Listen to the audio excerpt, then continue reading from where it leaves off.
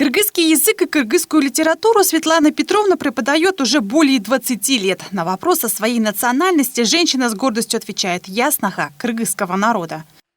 Я родилась в чисто кыргызском селе, среди кыргызского народа, вышла замуж за кыргыза. И для меня это все.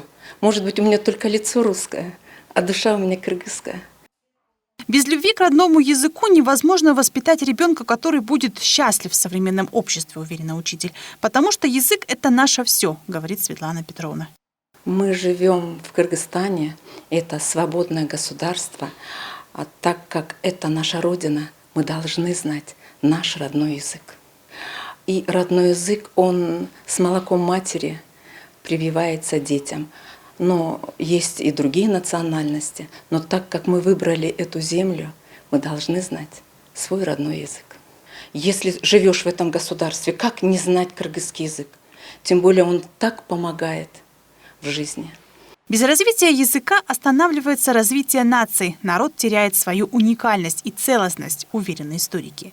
У каждого народа есть конечная цель – быть вечным наряду с другими народами. Русский народ, кыргызский народ. Все народы хотят быть вечным на этой земле. Правильно? А чтобы быть вечной на этой земле, он должен владеть языком. А язык, соответственно, формирует этническое самосознание, что в моем сознании живет такое понятие, как кыргыз, в вашем самосознании русское, в третьем узбек и так далее. Правильно? Поэтому, что язык является одним из основополагающим фактором сохранения этнического самосознания, основополагающим фактором вечности того или этноса. Величие языка определяется не только численностью людей, которые говорят на нем, уверен историк, Абылабек Асанканов. Своеобразной единицей измерения является и то, сколько произведений создано на этом языке. Величие кыргызского языка, несмотря на то, что на этом языке говорят от 4 до 6 миллионов, да, на этом языке создан океаноподобный Манас.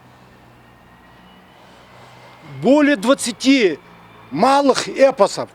Курманбек, Иртыштык, Джанышбаиш, Иртабылды и так далее, прочее. Я буду часами могу перечислять. Но вот это творение кыргызского народа, потом потомки не будет на родном языке, будет осваивать эти великие творения. Что будет? Я всегда беспокоюсь. Интересно, как они будут осваивать этот Манас? В этом году на поддержку государственного языка было выделено 16 миллионов сомов. В Министерстве культуры и спорта решили, прививать любовь к языку надо через литературу. На эти деньги будут изданы книги, которые потом передадут в сельские библиотеки. Список литературы формируется по предложениям самих читателей.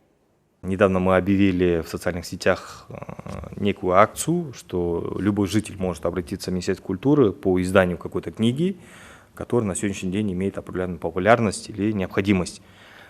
Более 300 разного рода предложений мы получили. До конца этой недели мы составим перечень книг, которые в этом году выпустим.